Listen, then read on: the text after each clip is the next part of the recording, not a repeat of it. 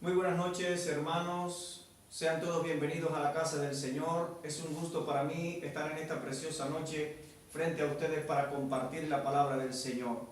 Y en esta noche preciosa vamos a comenzar un estudio, una serie de estudios acerca de la persona de Dios. Y este mensaje lleva por título: Conozca a Dios, le presento a Dios.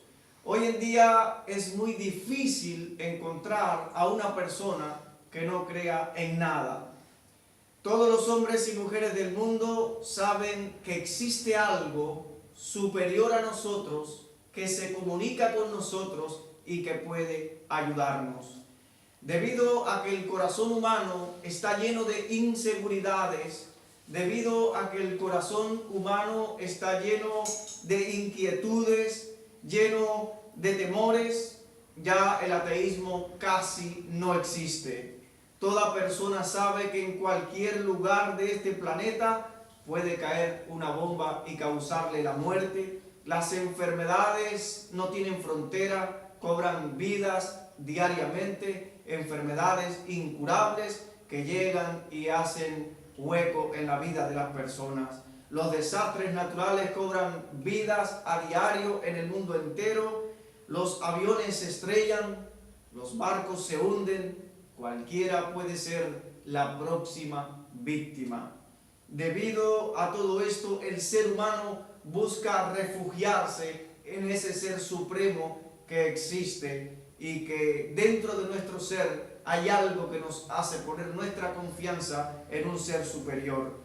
Es por todo eso que vemos a nuestro alrededor tanta idolatría, tanta religión, tanta hechicería, tanta brujería, tanto ocultismo, la gente buscando refugiarse en la creación en vez de en el Creador.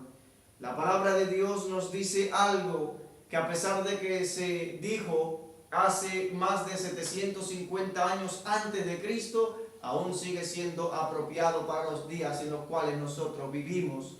Voy a invitarles a buscar en el libro del profeta Isaías, el capítulo número 44, los versículos del 10 al 20. Es sorprendente cómo Isaías describe muy bien los tiempos en los cuales estamos viviendo hoy día. Isaías capítulo 44, versículo 10 al 20 dice: ¿Quién formó un Dios? ¿O quién formó una imagen que para nada es de provecho? He aquí que todos los suyos serán avergonzados, porque los artífices mismos son hombres. Todos ellos se juntarán, se presentarán, se asombrarán y serán avergonzados a una. El herrero toma la tenaza y trabaja en las ascuas. Le da forma con el martillo y trabaja en ello con la fuerza de su brazo. Luego tiene hambre y le faltan las fuerzas. No bebe agua y se desmaya. El carpintero tiende la regla, lo señala con el almagre, lo labra con el cepillo, le da figura con el compás, lo hace en forma de varón, a semejanza de hombre hermoso, para tenerlo en casa. Corta cedros y toma ciprés y encina, que crecen entre los árboles del bosque. Planta pino, que se críen con la lluvia. De él se sirve luego el hombre para quemar, y toma de ello para calentarse. Enciende también el horno y cruece panes. Hace además un dios y lo adora. Fabrica un ídolo y se arrodilla delante de él. Parte del leño quema en el horno. Con parte de él come carne. Prepara un asado y se sacia. Después se calienta y dice: oh, me he calentado, he visto el fuego. Y hace del sobrante un dios, un ídolo suyo. Se postra delante de él, lo adora y le ruega diciendo: líbrame, porque mi Dios eres tú. No saben ni entienden, porque cerrados están sus ojos para no ver y su corazón para no entender. No discurre para consigo, no tiene sentido ni entendimiento para decir: parte de esto tomé en el fuego y sobre sus brasas cocí pan, asé carne y la comí. Haré del resto de él una abominación me postraré delante de un trozo de árbol, de ceniza se alimenta, su corazón engañado le desvía, para que no libre su alma ni diga, no es pura mentira lo que tengo en mi mano derecha. Es sorprendente, hermanos míos queridos, cómo la Biblia nos dice que verdaderamente el hombre dentro de su ser busca refugiarse en un ser superior, en un Dios. Y cuando no estamos adorando al verdadero Dios, cuando no tenemos una relación verdadera y estrecha con el único y verdadero Dios que creó el universo, entonces el ser humano se inventa un Dios para suplir esa necesidad del alma. Pero la Biblia dice claramente en la primera carta del apóstol San Pablo a Timoteo, capítulo 2, versículo 5, porque hay un solo Dios y un solo mediador entre Dios y los hombres, Jesucristo hombre. La Biblia parte de que hay un Dios. La Biblia no se escribió para convencer al ser humano de que Dios existe. La Biblia parte ya de que Dios existe, de que Dios es real. Para las personas a las cuales fueron dirigidas la palabra de Dios, no había ninguna duda en su mente de que Dios es real. La Biblia parte de que Dios existe porque hay un solo Dios. Un solo Dios. ¿Quién es Dios? Las preguntas que podemos hacernos en esta noche es: ¿quién es Dios? ¿Cómo es? ¿Cuáles son sus características? Vamos a profundizar en este estudio en la persona de Dios, en su naturaleza, en su carácter, en su esencia, en sus atributos.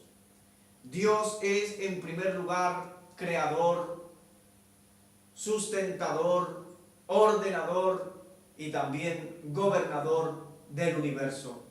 La Biblia en el primer versículo de la palabra del Señor, en Génesis 1:1, dice: en el principio creó Dios los cielos y la tierra. Dios de la nada creó el universo tan sumamente perfecto donde vivimos usted y yo. Dios creó, pero Dios no tan solamente creó, sino que Dios es también el ordenador de este universo. Dios fue poniendo cada cosa en su lugar, a su medida, justamente en el lugar donde Él sabe que es correcto. Dios es creador, Dios es ordenador, pero Dios también sustenta su creación. Dios también cuida su creación. La Biblia dice que Dios hace salir su sol sobre buenos y malos y llover sobre justos e injustos. La Biblia nos enseña que Dios alimenta a las aves del cielo, quienes ni recogen en granero, ni siembran, ni ciegan, sin embargo Dios las alimenta. La Biblia nos enseña que Dios viste los lirios del campo. Dios cuida de su creación, Dios la sustenta, pero Dios también la gobierna. Aun cuando nosotros con nuestra mente humana no entendamos las cosas que suceden hoy en día y no tengamos una explicación para uno poder decir por qué pasan las guerras, por qué pasan las catástrofes, por qué sucede lo que sucede a nuestro alrededor, por qué hay tanta desigualdad, por qué hay tanta explotación, aun cuando nosotros con nuestra mente humana no entendamos lo que está sucediendo, podemos estar por seguro de que Dios gobierna y que el diablo es el diablo de Dios, que el diablo es un instrumento en las manos de Dios por donde Dios sigue llevando a cabo sus planes sabios, soberanos y eternos para el mundo. Entonces vemos que Dios es el creador, es el sustentador, es el ordenador y es el gobernador de este universo. Pero Dios también es espíritu. Cuando Jesús conversaba con la mujer samaritana allí en el pozo, Jesús le dijo algo que debemos tener en cuenta siempre a la hora de hablar del carácter de Dios, de su naturaleza, de sus atributos, de su esencia. Jesús le dijo en el Evangelio de Juan, capítulo 4, versículo 24, Jesús le dice a la mujer samaritana: Dios es espíritu, y los que le adoren en espíritu y en verdad es necesario que le adoren. Dios es espíritu. Dios también significa que está en todas partes, que no es algo visible, que no es una imagen, que no podemos palparlo. Él es espíritu y está invisible al ojo humano. Otra cualidad es que Dios es invisible al ojo humano. No podemos ver a Dios con estos ojos carnales, con estos ojos pecadores, con estos ojos físicos. No podemos ver la presencia de Dios. La Biblia nos dice en Juan capítulo 1, versículo 18, palabras que hablan acerca de Jesús. Dice que a Dios nadie le ha visto jamás. El unigénito que está en el seno del Padre le ha dado a conocer. Jesucristo vino a darnos a conocer al Padre. Él vino a revelarnos al Dios de amor, al Dios creador. Jesús vino a revelarnos el Padre. Jesús es una revelación del Padre. En Colosenses capítulo número 1, versículo 15, dice la palabra del Señor lo siguiente. Colosenses, les invito a buscar ahí en sus Biblias, Colosenses capítulo 1, versículo 15, dice así: Él es la imagen del Dios invisible, el primogénito de toda la creación. Jesús es la imagen del Dios invisible, un Dios que no podemos verlo con nuestra mente, con nuestros ojos humanos. Dice la Biblia también que Dios es omnipresente. Significa que Dios está presente en todas partes a la misma vez. No existe un lugar en todo el universo donde Dios no esté presente. No existe un lugar donde Dios no esté presente. El salmista David, en el Salmo 139, del versículo 7 en adelante, el salmista David decía: ¿A dónde me iré de tu espíritu? ¿Y a dónde huiré de tu presencia? Si subiera a los cielos, allí estás tú.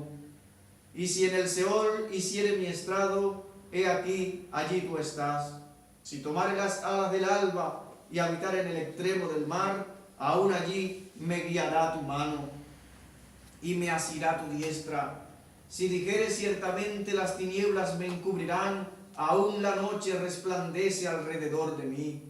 Aún las tinieblas no encubren de ti, y la noche resplandece como el día. Lo mismo te son las tinieblas que la luz. Oh hermanos, Dios es omnipresente. Dios está presente en todos los lugares a la misma vez. No existe otro ser en todo el universo que pueda hacer eso. Solamente Dios. Este Dios trino al cual nosotros adoramos. Pero Dios también es omnipotente. Significa que Dios todo lo puede. Para Dios no hay nada imposible. Dios lo puede todo. Él es omnipotente. La Biblia nos dice en el Salmo 91, versículo 1, el que habita al abrigo del Altísimo morará bajo la sombra del Omnipotente, de aquel que todo lo puede, para quien no hay nada imposible. Cuando el ángel Gabriel se le aparece a María en ese pasaje que se conoce como la Anunciación, pues el ángel le anuncia a María que había sido escogida por Dios para dar a luz un hijo, el Salvador del mundo. Y María pregunta: ¿cómo será esto? Pues no conozco varón. Y comienza a preguntarle al ángel. Y el ángel le dice en Lucas capítulo 1, versículo 37, porque nada hay imposible para Dios. Para Dios, hermanos míos queridos, todo es posible. Dios es omnipotente, pero Dios también es omnisciente. Significa que Dios todo lo sabe. El conocimiento de Dios es exacto tanto del pasado como del presente como del futuro. Dios tiene conocimiento de todo y tiene todo el conocimiento de todo. Dios sabe todo. La Biblia nos dice que todas las cosas están desnudas y abiertas ante los ojos de aquel a quien tenemos que dar cuenta. Dios les conoce a cada uno de ustedes por el nombre. Dios sabe los cabellos que hay en la cabeza de cada uno de nosotros. La Biblia dice que no cae una hoja de un árbol sin que Dios lo sepa. Dios tiene el control de todo. Que no cae un pajarillo a tierra sin el conocimiento de Dios. Dios todo lo conoce. Y es algo un poco fuerte para la mente humana. Cómo Dios conoce de antemano todas las cosas. Cómo va unido el libre albedrío del hombre, la capacidad que el ser humano tiene de elegir y de rechazar. Cómo eso va unido a también a la soberanía de Dios, sea al gobierno de Dios, que Dios gobierna, y cómo todo eso va unido también al conocimiento anticipado que Dios tiene de todas las cosas. La presencia de Dios es algo formidable. En el libro de Samuel, en el primer libro de Samuel, capítulo 2, versículo 3, Ana, la mamá de Samuel, dice estas palabras. Y aparece en el primer libro de Samuel, capítulo 2, versículo 3, dice: no multipliquéis palabra de grandeza y altanería, cesen las palabras arrogantes de vuestra boca, porque el Dios de todo saber es Jehová, y a él toca el pesar las acciones. El Dios de todo saber, Dios todo lo sabe. También la Biblia no solamente nos dice que Dios es creador, que Dios es ordenador, que Dios es sustentador, que Dios es gobernador, que es espíritu, que es invisible a la vista humana, que es omnipresente, que es omnipotente, que es omnisciente, sino también que Dios es autoexistente. Muchas veces cuando he conversado con personas y le he hablado acerca de la persona de Dios, me dicen: bueno, está bien, ya entiendo, Dios hizo a Adán, Dios hizo a Eva, y de ahí hemos ido saliendo todos los seres humanos. Pero a Dios, ¿quién lo hizo? Bueno, quiero decirles que Dios es autoexistente. Dios existe por sí mismo. Él no necesita otra cosa para existir. Dios siempre ha existido. Dios siempre ha existido. Es autoexistente. Nosotros los seres humanos, para creer en una cosa, pues sabemos que está la causa y el efecto. El efecto es el origen de algo, es la creación de algo, es el efecto cuando vemos algo, pero tuvo que haber una acción, tuvo que haber un efecto sobre esa causa para que esa causa llegara a existir como causa.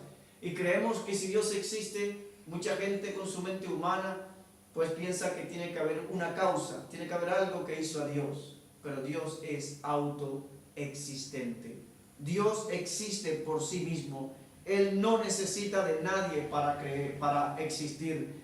La Biblia nos dice en Romanos capítulo 11, lo pueden buscar, Romanos capítulo 11, versículo 33 al 36, dice lo siguiente, dice así: oh profundidad de las riquezas, de la sabiduría y de la ciencia de Dios, cuán insondables son tus juicios e inescrutables tus caminos. Porque ¿quién entendió la mente del Señor? ¿O quién fue su consejero? ¿O quién le dio a él primero para que le fuese recompensado? Porque de él y por él y para él son todas las cosas, y a él sea la gloria por los siglos. Amén.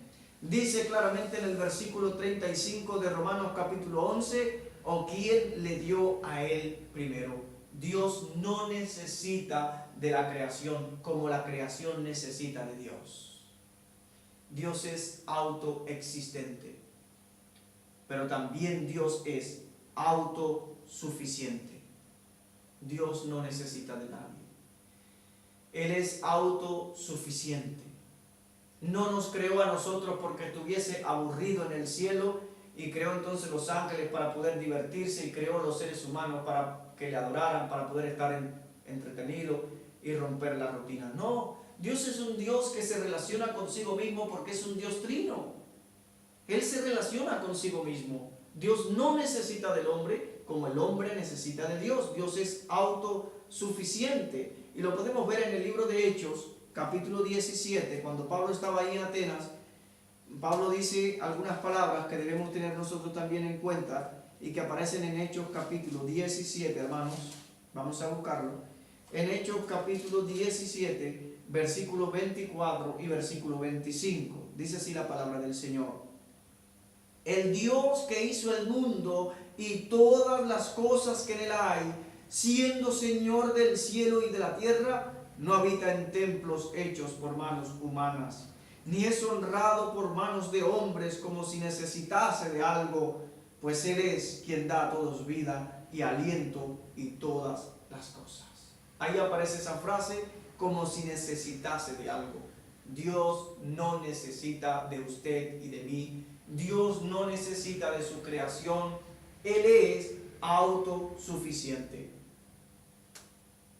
También Dios es eterno.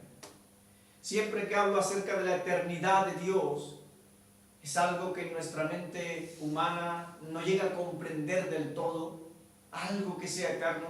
Nosotros los seres humanos vemos que las cosas tienen un comienzo, que las cosas tienen un final, y es muy difícil para nosotros como seres humanos entender la eternidad de Dios.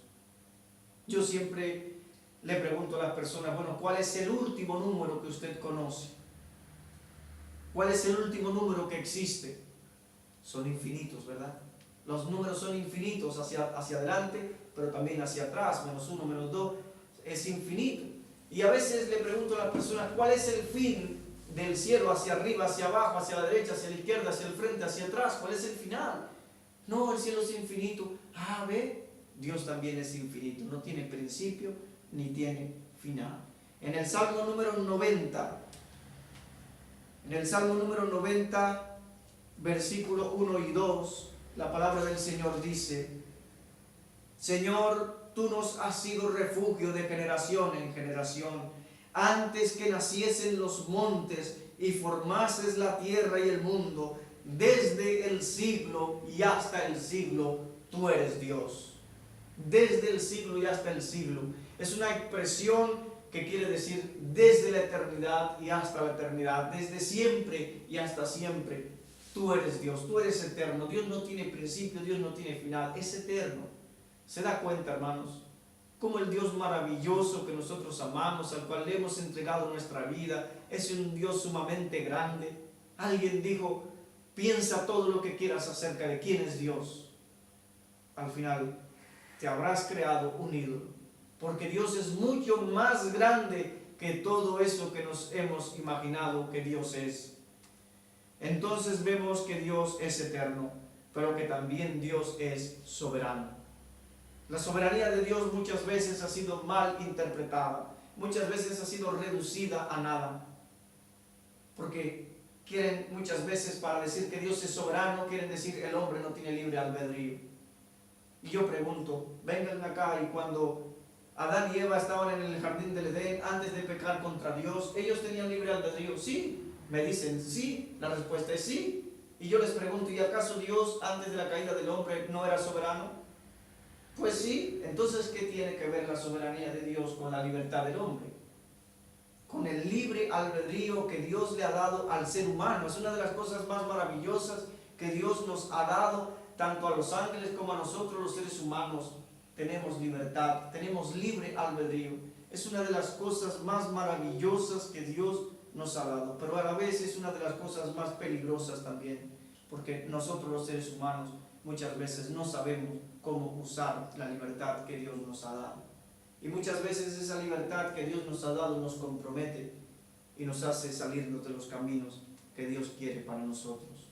Entonces Dios es soberano. ¿Qué significa que Dios es soberano? ¿Qué quiere decir eso? La soberanía de Dios es que Dios está por encima de todo, que Dios, Él es Dios, a Él nadie le da órdenes, a Él nadie le dice lo que tiene que hacer, a Él nadie le da consejos, Él está por encima de todo, Él gobierna. Es muy difícil para nuestra mente pequeña, es muy difícil para nuestra mente limitada entender la soberanía de Dios. Y repito, ¿cómo es posible que Dios sea soberano y que Él gobierne el universo? Y que el hombre a la vez tenga libertad para escoger y para rechazar. ¿Cómo entender eso nosotros como seres humanos? Y cómo a la vez entender los planes sabios, soberanos de Dios para el universo, donde podemos hablar de escatología y podemos hablar de todas las cosas que están por suceder, que ya todas están escritas, y cómo Dios a través de la historia predijo y profetizó muchas cosas que luego sucedieron. Por ejemplo, en la persona de Jesús, cientos de profecías se cumplieron al 100%. Todas las profecías de Jesús que hablaron de su muerte, de su resurrección, de su nacimiento, del lugar donde debía nacer, todas esas profecías tuvieron su fiel cumplimiento. Entonces, con nosotros, con nuestra mente humana, no podemos entender la soberanía de Dios. Pero que no podamos entender una cosa no significa que no exista. que no podamos entender, que no podamos explicar, que no podamos probar científicamente algo, no necesariamente quiere decir que no exista. Yo uso el móvil y ustedes también, y no sé cómo funciona. Yo sé que aprieto los números y ya estoy conectado con la otra persona y puedo hablar. Yo uso el internet, ustedes también. Yo puedo enviar un mensaje de internet y yo no sé cómo funciona. Así es con Dios. Así es con Dios.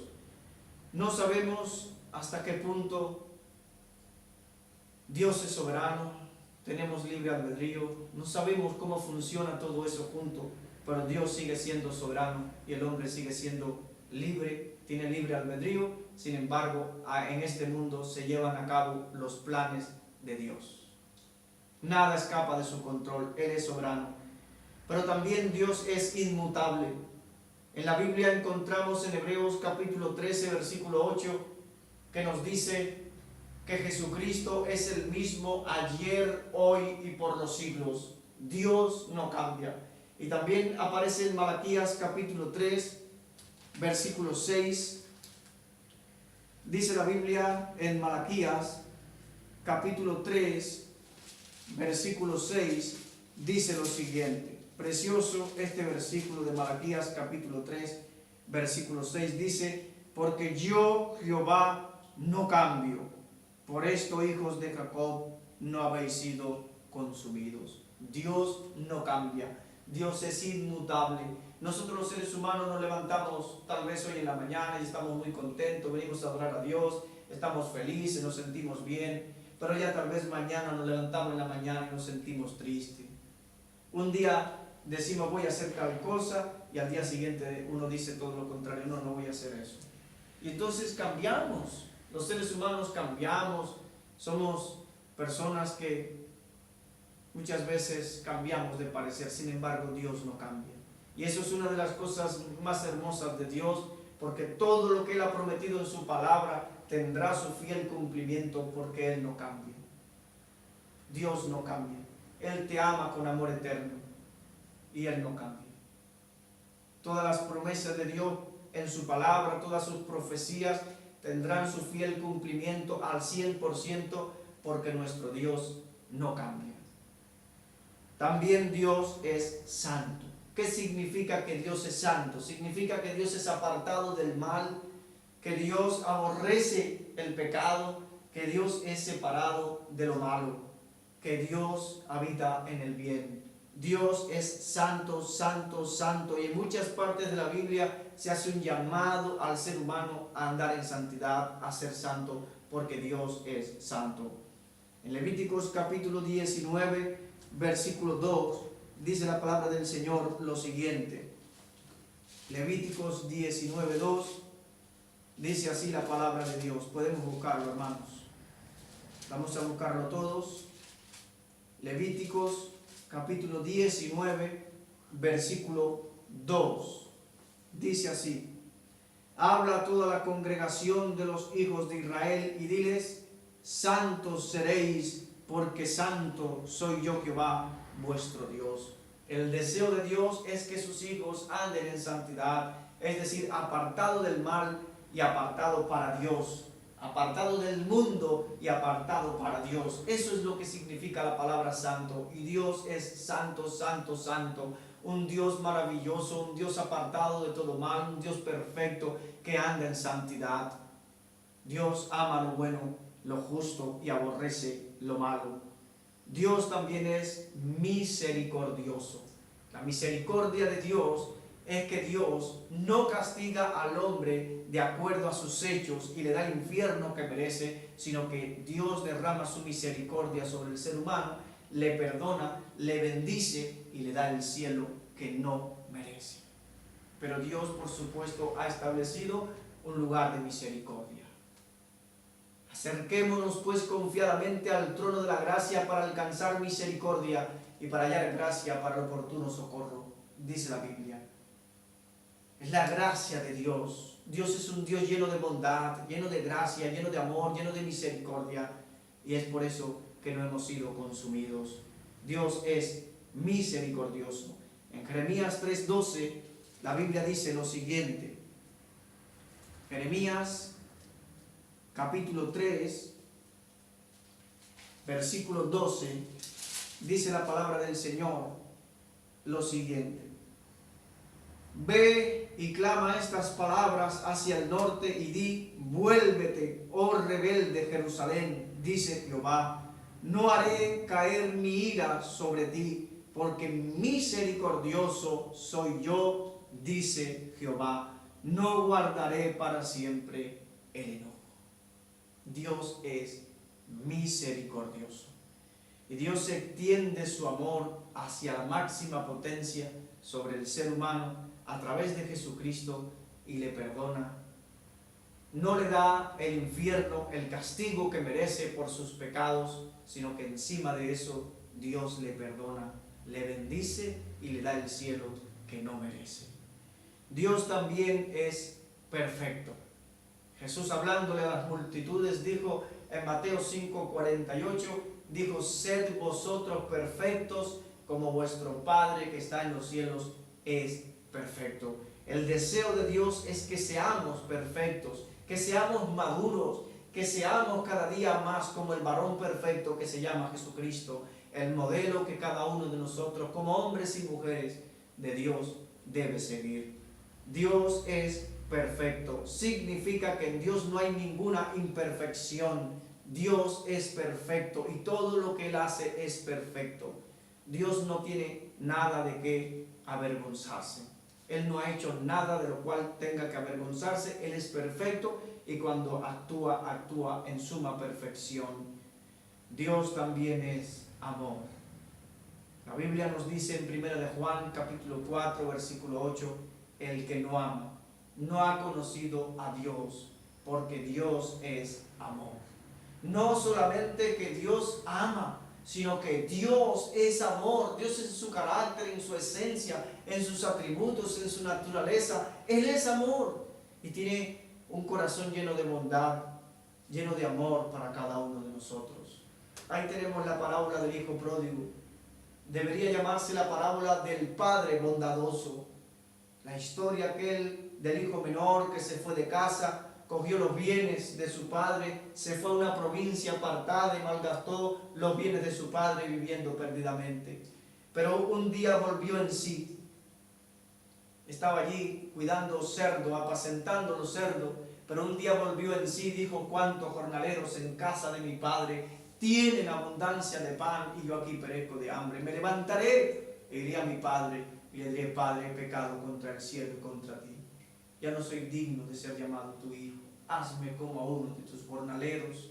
Y dice que fue donde estaba su padre. Y el padre amoroso esperándole, mirando hacia el camino, tal vez por el mismo lugar. Por un día su hijo fue desapareciendo poco a poco hasta convertirse en un puntito y desaparecer. Allí estaba el padre amoroso, el padre bondadoso.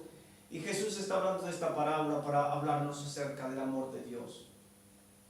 Y allí estaba el padre con los ojos puestos en el camino, mirando con la esperanza de que algún día su hijo aparecería por allí, por el mismo lugar donde un día se desapareció. Y comenzó un día a venir alguien caminando que se parecía en su caminar, en su forma, se parecía a su hijo, el menor, que hacía tiempo que no veía. Su padre siguió mirando, la persona se aproximaba y cuando miró era su hijo, salió tras él, salió corriendo, se abrazó sobre su hijo, lo besó y el hijo no pudo ni terminar la frase que había preparado: Padre, he pecado contra el cielo y contra ti, ya no soy digno de ser tu hijo. No terminó la frase, sino que el padre llamó a los siervos para que hicieran una fiesta, mataran el becerro gordo, lo siguió reconociendo como su hijo. Ese es Dios. Él nos ama. Y no le importa cuán sucia esté nuestra alma. No le importa lo que nosotros hayamos hecho antes. Él nos ama. Venid luego, dice Jehová, y estemos a cuentas. Si vuestros pecados fueren como la grana, como la nieve, serán emblanquecidos. Si fueren rojos como el carmesí, vendrán a ser como blanca lana. Dios nos ama. Él es amor. Dios es perdonador. La Biblia también nos dice que Dios es perdonador. En el Salmo número 86, versículo 5, En el Salmo número 86, versículo número 5, dice la palabra del Señor: porque tú, Señor, eres bueno y perdonador, y grande en misericordia para con todos los que te invocan. Dios es perdonador. Dios es perdonador. Ahora, hemos visto hasta aquí tal vez el lado bueno de Dios. Dios es amor, Dios es misericordioso, Dios es perdonador. Pero muchas veces se predica solamente esta parte de Dios, esta parte de los atributos de la naturaleza, de la esencia del carácter de Dios. Y olvidamos que ese mismo Dios que se ha revelado en su palabra, que se ha revelado a través de la historia, a través de los profetas, a través de Jesucristo, como un Dios que es amor, que es perdonador, que es misericordioso, Dios también es justo. Es otra cualidad, otra característica de la persona de Dios. Él es justo. Y por ser Dios justo, Dios tiene que castigarnos por los pecados cometidos. Ahora aparentemente hay un dilema en la persona de Dios. Por un lado, Dios es amor y no quiere castigarnos por los pecados cometidos. Él nos ama. Pero por el otro lado, Dios es justo. Y por ser Dios justo, Dios no puede dar por inocente al culpable. Dios es justo. La Biblia nos dice en el Salmo número 7, versículo número 11, y en otras partes de la Biblia, dice en el Salmo 7, versículo 11, Dios es juez justo, y Dios está airado contra el impío todos los días. Por ser Dios justo, Dios tiene que castigar el pecado. Pero ¿qué hizo Dios? Sabemos que en la persona de Jesús se unió el amor de Dios y su justicia. Dios estaba castigando el pecado. Dios estaba mandando el juicio contra el pecado en la persona de Jesús en la cruz, pero a la vez Dios estaba derramando su misericordia contra el pecador y lo estaba dejando libre. Ahí se unió en aquella cruz la obra más malvada de los hombres, cuando colgaba entre el cielo y la tierra Jesucristo. Era un hombre inocente, el justo por los injustos, pero allí se unió la obra más malvada de los hombres y la obra más maravillosa de Dios. Porque Dios nos ama, porque somos importantes para Él, porque somos especiales para Él. Él nos ama. Dios aborrece el pecado, pero ama al pecador. Y también Dios es fuego consumidor. La Biblia nos dice en Hebreos capítulo 12 lo siguiente. En Hebreos capítulo 12 versículo 29, dice la palabra del Señor lo siguiente. Dice, porque nuestro Dios es fuego consumidor. Porque hay un solo Dios y un solo mediador entre Dios y los hombres, Jesucristo hombre. Solamente a través de Jesús, el mediador, se puede llegar a los brazos de amor del Padre. Jesús dijo, yo soy el camino, la verdad y la vida, y nadie viene al Padre si no es por mí. Tal vez usted esté en esta noche, en este lugar, y aún no tenga a Jesucristo como el mediador entre usted y Dios. Esta noche puede ser una noche muy especial para usted. Hoy puede ser una noche en la cual el mediador entre Dios y los hombres puede entrar en su corazón. A ese Dios maravilloso al cual hemos ofendido todos, hoy usted puede ponerse a cuentas con Él. Si solo recibes a Jesús como el Señor y Salvador de tu alma, Él pagó por tus pecados. La Biblia dice, por cuanto todos pecaron y están destituidos de la gloria de Dios, Todos hemos ofendido a Dios y la paga de nuestro pecado es la muerte. Pero Jesús nos ama y hace 2000 años Él vino a este mundo a ofrecerse por nosotros y murió en la cruz, ocupó nuestro lugar y allí en aquella cruz derramó toda su sangre, fue sepultado, pero al tercer día Jesús venció la muerte. Es el regalo más maravilloso que jamás usted ha escuchado. Dios te ama. Jesús murió por tus pecados. Y si le recibes en tu corazón como el Señor y Salvador de tu vida, si rindes el control de tu vida a Él, Dios te pone una página en blanco. Naciste de nuevo. Todos tus pecados son borrados. La Biblia dice, si confesares con tu boca que Jesús es el Señor y creyeres en tu corazón que Dios lo levantó de los muertos, eres salvo. Porque con la boca se confiesa para salvación y con el corazón se cree para justicia. Si hay alguien en esta noche que quiere entregar su vida a Jesús, yo le invito para que se lo digamos a Dios en oración. No son palabras mágicas, pero Dios está mirando ahora mismo la intención de tu corazón. Donde quiera que tú te encuentres, si tú deseas en esta preciosa hora entregar tu vida a Jesús, ponerte a cuentas con Jesús, ponerte a cuentas con Dios. Hay un solo Dios y un solo mediador entre Dios y los hombres, Jesucristo hombre. Él es la puerta. Él dijo, el que por mí entrare será salvo. Si hoy deseas arreglar tu cuenta con Dios, yo te invito para que se lo digamos a Dios en oración. Yo voy a repetir una oración y usted, o yo voy a decir una oración y usted la va a repetir después de mí. Usted ore conmigo. Señor Jesús, te pido perdón por todos mis pecados. Te doy gracias por morir por mí en la cruz del Calvario. En esta hora abro mi corazón y te pido que entres en él. Te recibo como mi único y suficiente Salvador. Ahora toma tú, Señor, el control de mi vida. Rompo todo pacto con el mundo, todo pacto con el diablo, y rindo a ti, Señor, el control de mi vida. En tu nombre te lo pido. Amén. Que Dios le bendiga. Y gracias porque usted ha hecho la decisión más importante de su vida. Que Dios le bendiga.